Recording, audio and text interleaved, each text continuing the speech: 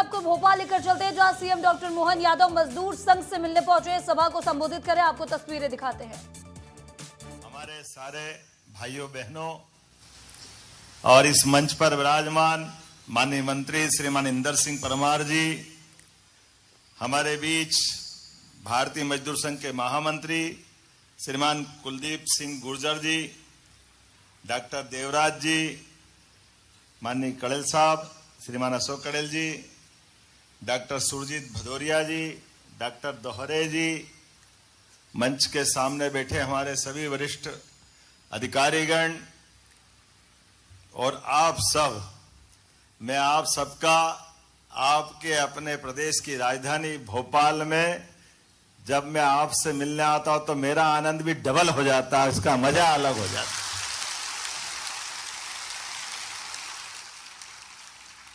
और वैसे तो हमारी संस्कृति में इस बात का सदैव एहसास दुनिया करती आई है। भारत की महत्ता, भारत की पहचान, भारत की सनातन काल से हमारी शिक्षा व्यवस्था के माध्यम से दुनिया के अंदर है। ये बात दुनिया इस बात को जानती है कि सच्चे अर्थों में मानवता की शिक्षा से ओतप्रोत होकर वसुधा को कुटुंब समझने वाली कोई संस्कृति है तो वो भारतीय संस्कृति है। हमें सदैव इस पे गर्व है और ये कदम कदम पे दिखाई भी देता है। हमारे अतीत के गौरवशाली पृष्ठ पे भी ध्यान दें तो भगवान राम का भी वो काल याद करें। लगभग 15 लाख साल पुराना भगवान राम का कार्यकाल, उस रामराज के अगर नींव कहीं डली है तो अच्छे अच्छे विद्वानों से भी बात करो तो वो अलग अलग प्रकार से हमको बताने का प्रयास करते हैं।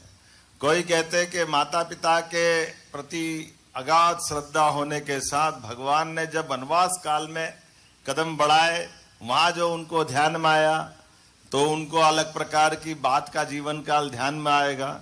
ऐसे बहुत सारे अलग अलग उत्तर हैं, लेकिन सच में भगवान श्री राम के उस पूरे वाल्मीकि रामायण से लेकर के कोई भी रामायण उठाएं, हम वो एक घटनाक्रम याद करें कि भगवान श्री राम तो अपने दशरथ जी के महल में हैं, चारों भाई वहीं हैं, और विश्वामित्र अगर गुरु उनके घर से आकर के इस बात के लिए प्रेरणा के साथ अपने मन में महाराज दशरथ का भी साम्राज्य, महाराज दशरथ की सामर्थ्य, भारत दशरथ का उस समय का प्रभाव, सब कुछ होने के बाद भी विश्वामित्र जी जब उनके पास आते हैं तो वो अपने जंगल के अंदर राक्षसों के द्वारा उठाए गए उत्पात को समन करने के लिए वो महाराज दशरथ से उनके पुत्र को मांगने आते हैं।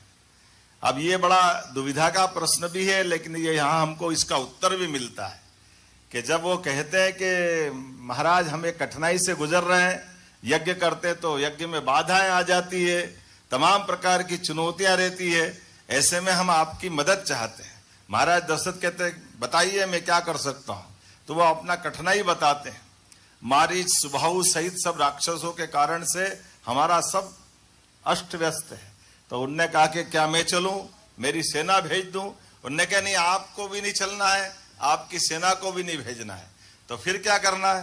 बोले केवल आपके पुत्रों को देना है, आप अपने बड़े सुपुत्र श्री राम को हमको दे दो, और आप ज्यादा उचित समझो तो लक्ष्मण को भी दे दो।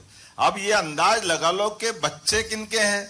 महाराज दशरथ के हैं, युवराज साम्राज्य के हैं, लेकिन उसके बावजूद भी उनपे निगाह गुरु की जाती है कि ये भविष्य का अगर हमको राम राज्य लाना है तो ये भविष्य की पीढ़ी को कॉन्फिडेंस के साथ विश्वामित्र अपने साथ ले जाते हैं। अब कभी राजकाज की दृष्टि से देखो तो बड़ी दुविधा भी थी। महाराज ने तो अपने साथ ले गए, लेकिन इतनी बड़ी चुनौती के लिए देने के लिए महाराज दशरथ भी विचलित हो जाते हैं। महाराज दशरथ भी कहते कि भाई ये आप मेरे बड़े यत्न प्रयत्न और बड़ी मान मनोबल के मेरे पुत्र हैं, आप इनके बजाय मेरे से जो मांगो सब ले जाऊं। उन्होंने कहा नहीं, ये नहीं, हमको ये ही चाहिए। तो बोले फिर ये जाएं तो इनके साथ सेना भेजें? बोले सेना भी मत भेजो। फिर उन्होंने कहा इनको गाड़ी घोड़े रथ से भेजना है? बोले रथ से भी मत भेजो, ये केवल ऐसे ही जाएंगे जैसे मैं आया हूं। अब आप अंदाज लगा लो कि इतने बड़े साम्राज्य के साम्राज्यकर्ता के सुपुत्रों को, युवराज को अपनी भाषा में को तो सुरक्षा के गार्ड भी नहीं दे रहे और ऐसे ले जाना। लेकिन उनका कॉन्फिडेंस था, ये शिक्षकों का कॉन्फिडेंस है। बाद में राम राज्य आया हमारे लिए, ये सनातन संस्कृति का वो घटनाक्रम इस बात का एहसास कराता। हमको इस बात पे गर्व होता है कि सच में विश्वामित्र ले गए और पैदल चलते चलते जंगल के तमाम कठिनाइयों से परिचित कराते गए।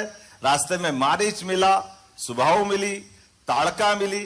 भगवान राम और भगवान कृष्ण एक एक करके सबको धराशायी करते गए और वो कॉन्फिडेंस जो विश्वामित्र के मन का था वो और मजबूत करते गए, और मजबूत करते गए। जब सभी बाधाएं हट गई फिर उनको लगा कि और अभी कम है, तो उनने कहा जरा अश्वमेघ यज्ञ हो रहा जनक नंदन के यहाँ जनकपुरी में।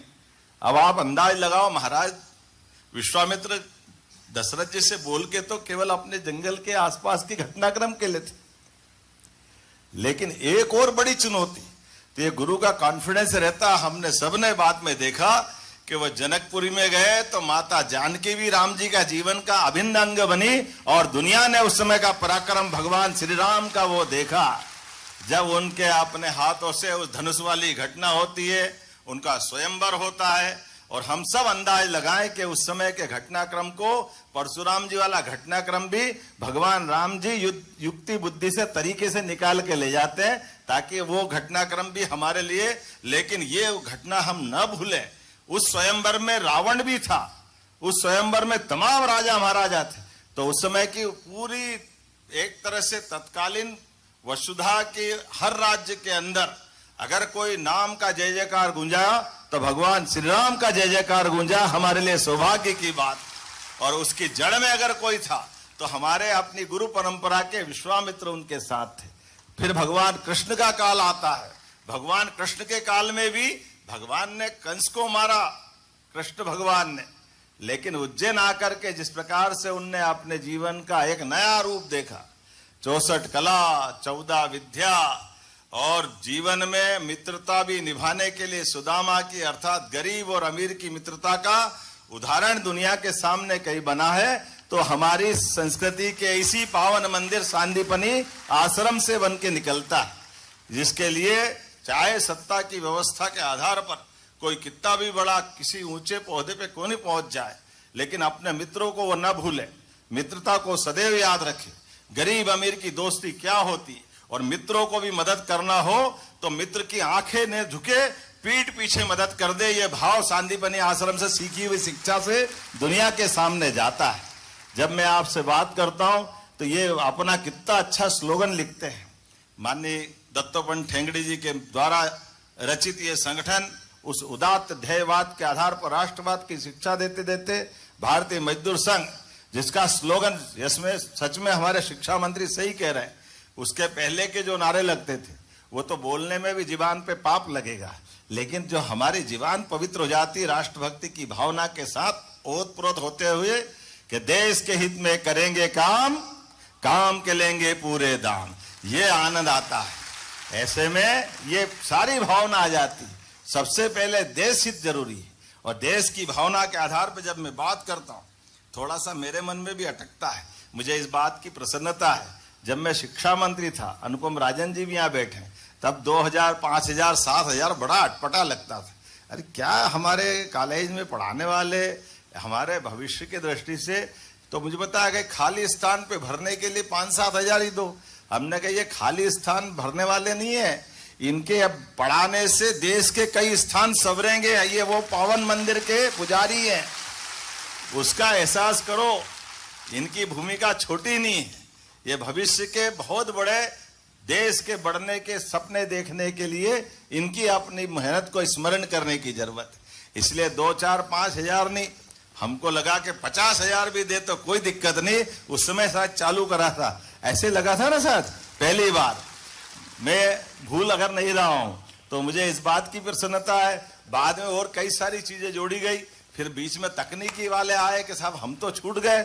हमने कहा नहीं, आप भी नहीं छूटोगे। तकनीकी वालों से कहा कि अगर आज कोई बात होगी तो तकनीकी वालों को भी जोड़ के होगी, उनको छोड़ के नहीं होगी भविष्य के अंदर। क्योंकि हमारे लिए तो सभी शिक्षा के मंदिर बराबर होना चाहिए, चाहे तकनीकी हो चाहे उच्च शिक्षा हो।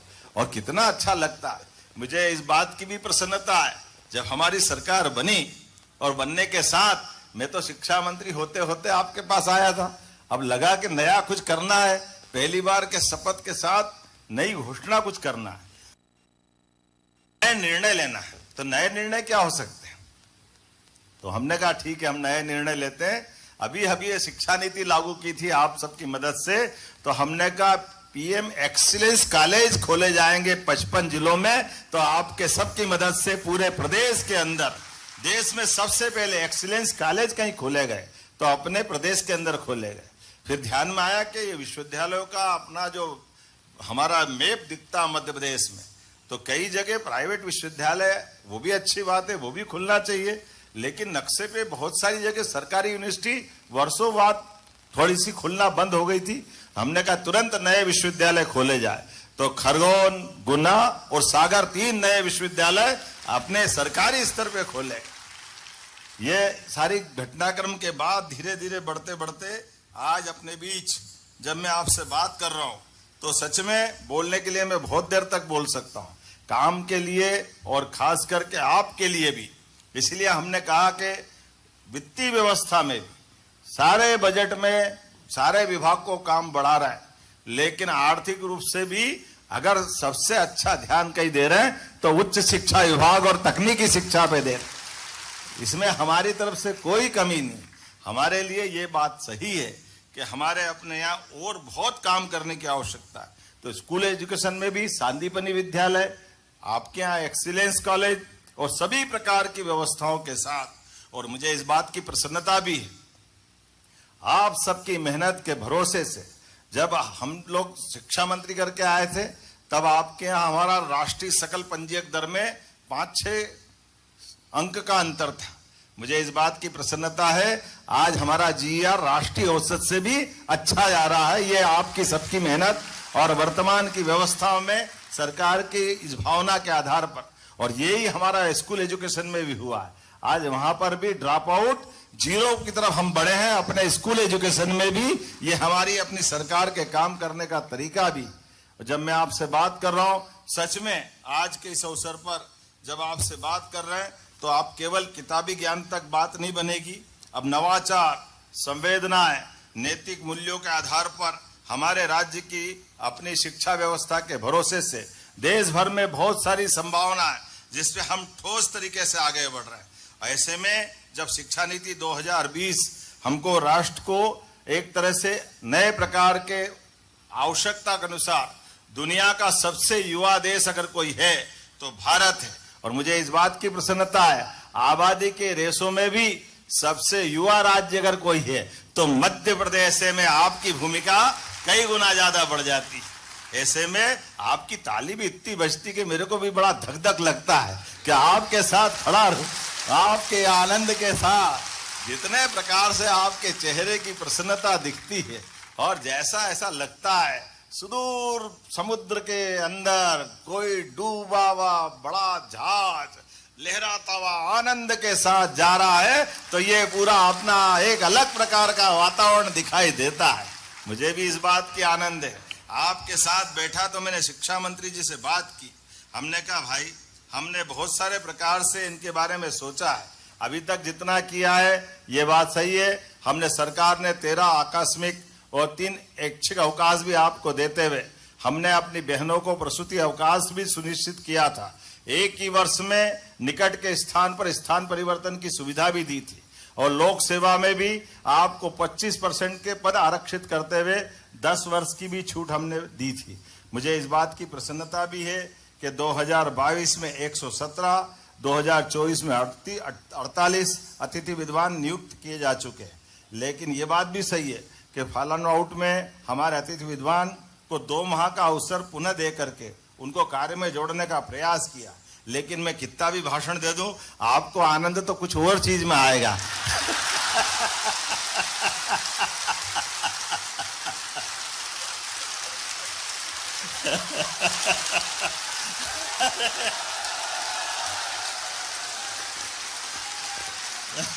अरे आप बैठो।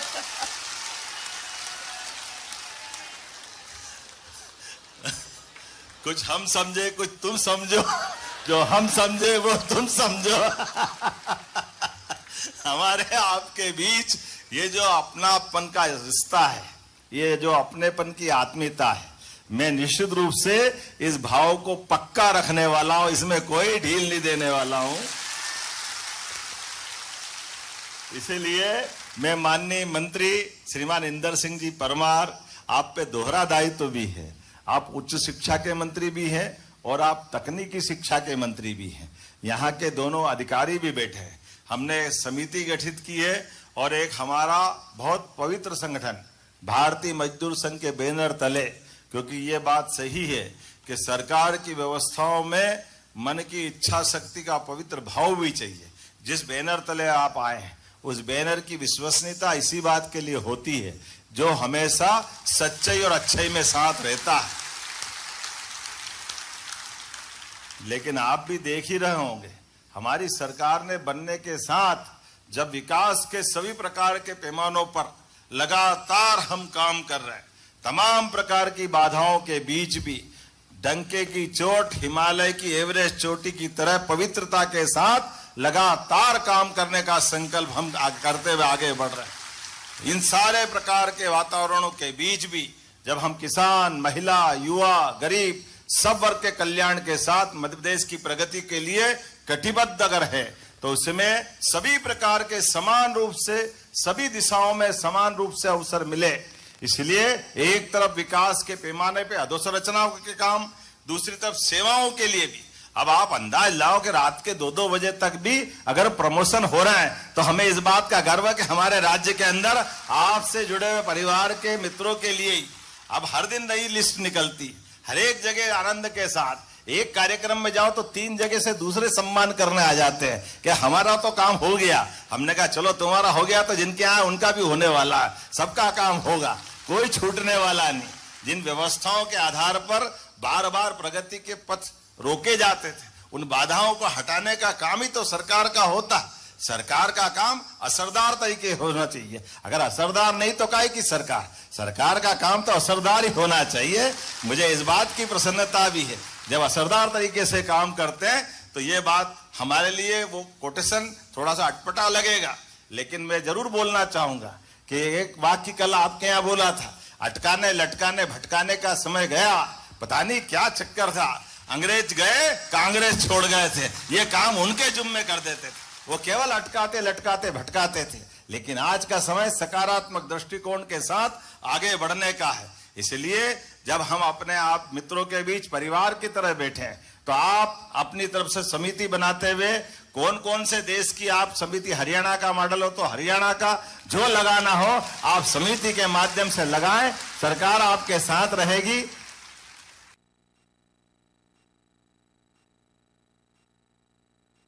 जहां भोपाल में सीएम डॉक्टर मोहन यादव सभा को संबोधित कर रहे हैं। अतिथि विद्वान सम्मेलन में सीएम डॉक्टर मोहन यादव शामिल हुए हैं, जहां आपको बता दें कि शिक्षक पावन मंदिर के पुजारी हैं, ऐसा उनका कहना। किसी राज्य ने किया उनकी अच्छाई भी लेंगे, लेकिन कुल मिलाकर के जिस कमिटमेंट के आधार पर हम बैठे, यह भरोसा हमारा आपका कायम रहेगा। ये इतना बात बोलते हुए एक बार मैं फिर आपकी ये इस मॉडल के आधार पर लेकिन फिर दोहराना चाहूंगा, हमारी पवित्रता के साथ प्रतिबद्धता के बलबूते पर हमारे इस पूरे वर्ग के लिए कल्याण के लिए जो बन सकता है सब करने के लिए तैयार रहेंगे। बाल बराबर भी हमारी सरकार की प्रतिबद्धता पीछे नहीं रहने वाली है। एक बार फिर मैं अपनी ओर से आप सबका हृदय से वंदन करता हूं, अभिनंदन करता हूं। और आने वाले त्योहार, अब तो सिलसिला चलने वाला है, ये आषाढ़ जा रहा है, सावन आ रहा है, बहनों के माध्यम से भाई बहनों का रिश्ता फिर एक बार आनंद के साथ रक्षाबंधन का आनंद मिलेगा और उसी के आधार पर त्योहारों के सिलसिले की श्रृंखला चालू होगी। और धीरे धीरे करके हम और आप सच में इस प्रकार से हर एक स्थान पर जो जहां से काम करेगा, राज्य को आगे बढ़ते हुए यशस्वी प्रधानमंत्री के नेतृत्व में लगातार हम आगे बढ़ने के लिए तैयार रहेंगे। एक और आह्वान आपसे कर रहा हूं, आपके परिसरों के अंदर भी ये नशे के खिलाफ एक बड़ी लड़ाई लड़ने के लिए यशस्वी प्रधानमंत्री श्रीमान नरेंद्र मोदी जी के नेतृत्व में हमने पहले नक्सलवादियों के खिलाफ लड़ाई लड़ी थी और मध्य प्रदेश ने अपनी जड़ों से जहां नक्सली जुड़े थे उनको सबको उखाड़ फेंका। माननीय गृह मंत्री जी के आशीर्वाद से कुशल मार्गदर्शन में अब दूसरी लड़ाई हम प्रारंभ कर रहे हैं। नशे के सभी प्रकार की व्यवस्थाओं के खिलाफ हम अपने राज्य के अंदर एक बार फिर लड़ाई और माननीय गृह मंत्री जी के द्वारा आह्वान कि 2029 तक हम अपने देश से नशा मुक्ति के खिलाफ विजय अभियान की तरफ आगे बढ़ेंगे। मध्य प्रदेश भी कदम से कदम मिला के आगे बढ़ने के लिए तैयार है। तो आइए हम सब मिलकर के समाज हितैषी इस लोक उपयोगी और भविष्य की पीढ़ी को सुरक्षित करने वाले बड़े अभियान में आप सहभागी बने। इसी आह्वान के साथ मेरी अपनी ओर से पुनः आप सबका वंदन अभिनंदन। बोलो भारत माता की, भारत माता की, भारत माता की।